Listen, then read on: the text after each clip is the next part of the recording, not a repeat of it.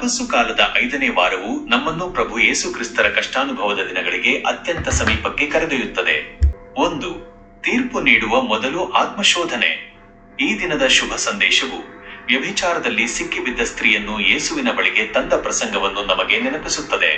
ನಿಮ್ಮಲ್ಲಿ ಪಾಪವಿಲ್ಲದವನು ಮೊದಲು ಕಲ್ಲೆಸೆಯಲಿ ಎಂಬ ಯೇಸುವಿನ ಮಾತು ಇಂದಿಗೂ ಪ್ರಸ್ತುತ. ಚಿಂತನೆ: ನಾವು ಬಹಳ ಸುಲಭವಾಗಿ ಇತರರ ತಪ್ಪುಗಳನ್ನು ಎತ್ತಿ ತೋರಿಸುತ್ತೇವೆ ಮತ್ತು ಅವರಿಗೆ ತೀರ್ಪು ನೀಡುತ್ತೇವೆ, ಆದರೆ ನಮ್ಮ ಸ್ವಂತ ಅಂತರಾತ್ಮವನ್ನು ನೋಡಲು ಮರೆಯುತ್ತೇವೆ.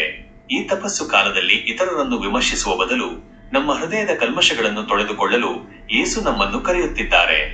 2. ಶಿಕ್ಷೆಯಲ್ಲ, ಕ್ಷಮೆಯೇ ದೈವಗುಣ.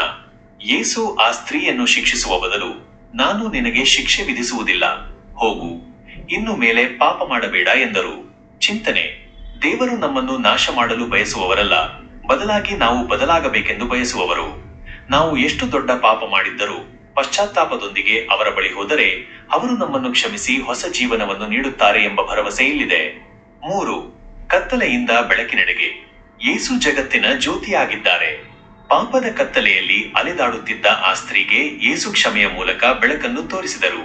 ಚಿಂತನೆ: ಪವಿತ್ರ ಸಪ್ತಾಹ ಹೋಲಿ ವೀಕ್ ಹತ್ತಿರ ಬರುತ್ತಿರುವಂತೆ ನಮ್ಮ ಜೀವನದ ಕತ್ತಲೆಯಾದ ಭಾಗಗಳನ್ನು, ಅದು ದ್ವೇಷವಿರಬಹುದು, ಅಸೂಯೆ ಅಥವಾ ಅಹಂಕಾರವಿರಬಹುದು, ಯೇಸುವಿನ ಪಾದದಡಿಯಲ್ಲಿ ಇಡೋಣ.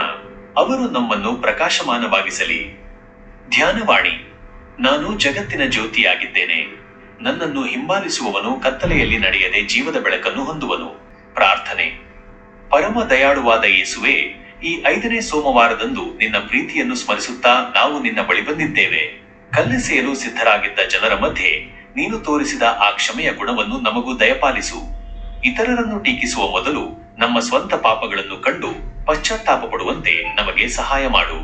ಕರ್ತನೇ, ನಿನ್ನ ಕಷ್ಟಾನುಭವದ ದಿನಗಳಿಗೆ ನಾವು ಹತ್ತಿರವಾಗುತ್ತಿದ್ದೇವೆ.